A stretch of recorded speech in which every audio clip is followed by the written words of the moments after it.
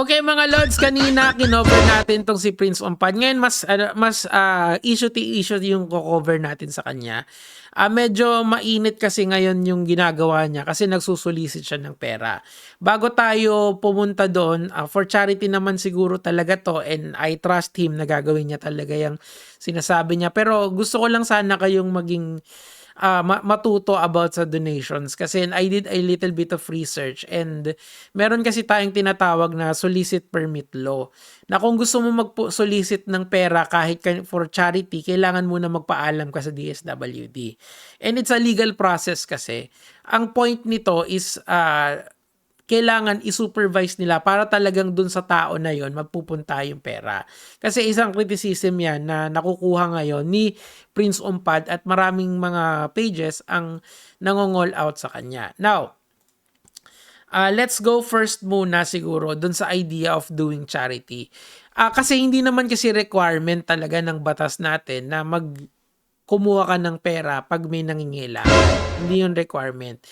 Or ikaw mismo, hindi ka naman required na mag-charity sa mga kapwa mong nangingailangan. The only time na may mandato sa'yo ang batas kung kailangan mong, kunyari, anak mo or nanay at tatay mo, yung may consanguinity level or at least asawa mo, di ba? So doon lang papasok kung responsibility mo ang isang tao. Pero generally speaking, kapag halimbawa, yung mga nasalanta ng bagyo or ng earthquake, kung wala ka namang maitutulong, halimbawa kasi sakto lang yung kinikita mo, hindi ka required. Gusto ko sanang i-preface yung mga arguments ko doon kasi parang ang meron siyang mga post dito, mga lods, na ayan, funny how some people are comfortable sitting in their house talking negatively about those who actually go out and help.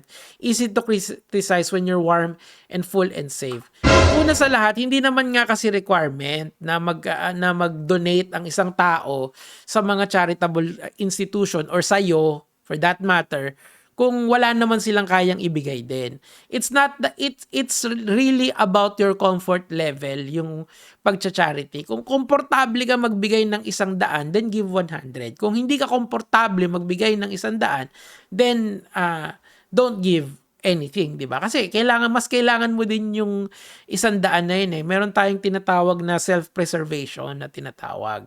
Hindi mo kasalanan kung gusto mo mabuhay, di ba? Ang una, yourself is number one all the time. Ano yun? Universal constant yun. Na sana maintindihan mo, Prince Ompad, at wag mong i-hold against sa mga tao kung ayaw nilang mag-donate or kinikriticize ka nila for soliciting money. Number one, may paalam ba yan sa DSWD yung ginagawa mo? Hindi ka pala kasi pwede mag-moto proprio or on your own mag-solicit ng pera kung trip mo lang. It has to go through the proper channels. That's why ang sinasabi ko sa inyo, kaysa mahirapan kayo ng ganyan, i-donate nyo na lang yung pera sa mga NGO, at least doon set up na yun. I-donate nyo na lang yung pera sa DSWD, sa LGU nyo, or directly doon sa tao, kaysa mag-post pa kayo ng ganito. Kasi pinagmumulan lang yan ng issue di ba? Unless yun talaga yung goal nyo. Eto, sabi dito, ma'am, hindi pa daw kumontak si Prince Ompad sa pamangkin ko. Pero as of this moment, nabigay na daw yung pera. So wala na tayong issue doon. Totoo lang. I just wanna, usually hate are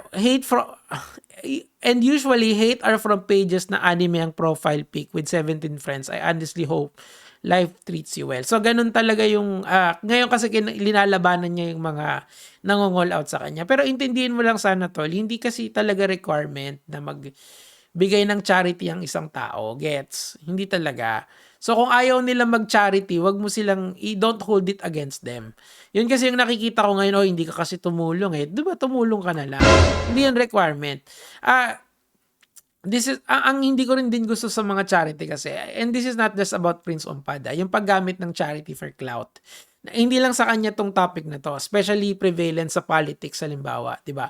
May mga tao kasi na gagamitin nila yung kunyari, yung isang magandang issue to Yung 'di ba may mga congressman na naapektuhan ng flood control issue. So yung ibang congressman, para bumangon sila sa tao, ang ginawa nila, nag-charity sila. And pag malapit na eleksyon, ang daming ayudang pinamimigay, 'di ba? So ako kaya hindi ko nagugustuhan yung charity, especially charity na pinopost. Kasi kung gusto mong tumulong, tumulong ka na lang. Bigyan mo pera. Magbigay kang pera, tapos be done with it, 'di ba? I believe ako in my years dito, I do help out, pero hindi naman siguro kalakihan kasi hindi naman din ako mayaman. So, don't hold it against me kung hindi ko nagagamit yung platform ko to solicit money. Kasi alam ko yung batas eh. Ako na lang, rerekta ko na lang dun sa tao, di ba? Anyway, let's continue dito. Now, eto, me and the people in the community wants to give this kid a fair chance in life, okay? We already set aside 10,000 from me. Palakpakan. Ano yan?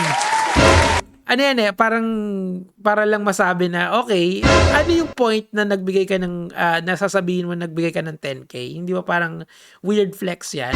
It's like virtue signaling eh, di ba? Na, oy, ako nagbigay ako ng 10,000, mabait akong tao. Yes, we know, maybe you are, di ba? Maybe you are. Actually, I'll believe that you are a good person. Pero do you really have to say it? Do you really have to announce na nagbigay ka ng 10,000 pesos? What is your aim, okay?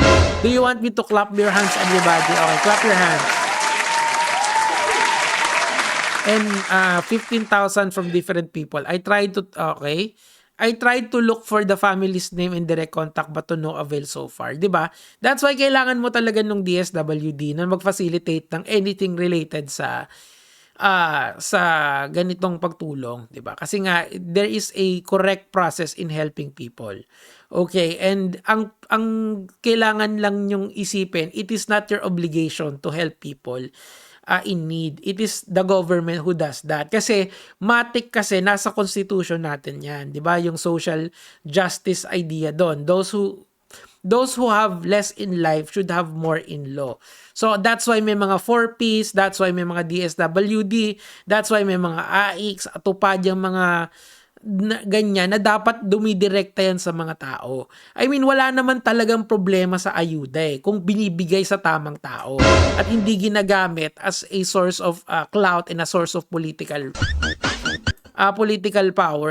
Mali yun, di ba? So ako, mas okay ako na yung mga ayuda na yan i-redirect natin sa iba. Like for example, ang marami naman kasi talagang pwedeng magawa yung pera ng taong bayan kung inaayos lang talaga at hindi natin kailangan mag-resort sa ganito. This is similar kasi to taking the law into your own hands. There is a law that to help people, di ba?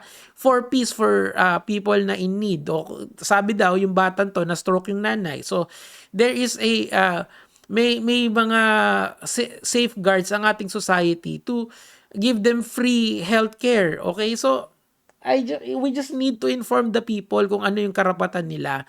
And pag hindi kung ang kailangan natin sigurong gawin as influencers dito or people with platforms is to tell the people what their rights are. And if their rights are not being upheld by the government, then we go to the streets and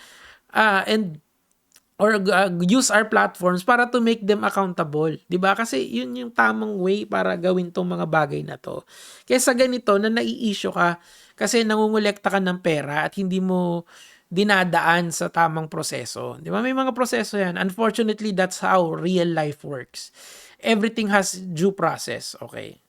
You will ngayon, of course, panay ang banat sa kanya ng mga pages. Ayan, eto katulad nito, 'di ba? You are being criticized kasi you posted it publicly. People will say things sa iyo kapag nag-post ka publicly about sa mga publicly posted actuations mo, 'di ba? Ganun talaga. Nasa social media tayo, 'di ba? Now, eto, ang dami eto. Kamusta na yung natulungan po? May MIB, I wanted to visit and talk to the kid personally but they refused to receive help. O, 'di ba? Best to respect their decision. Pero still nag-insist pa rin siya na mag-collection drive, 'di ba? Again, ganito lang 'yan eh. Sana lang din maintindihan 'to ng mga influencers na gumagawa ng ganitong content. Kasi maraming ganyan yung poverty pure na 'yan. Ako naman, wala naman akong problema kung tutulong kayo sa kapwa nyo tapos idedirekta nyo dun sa tao without the camera.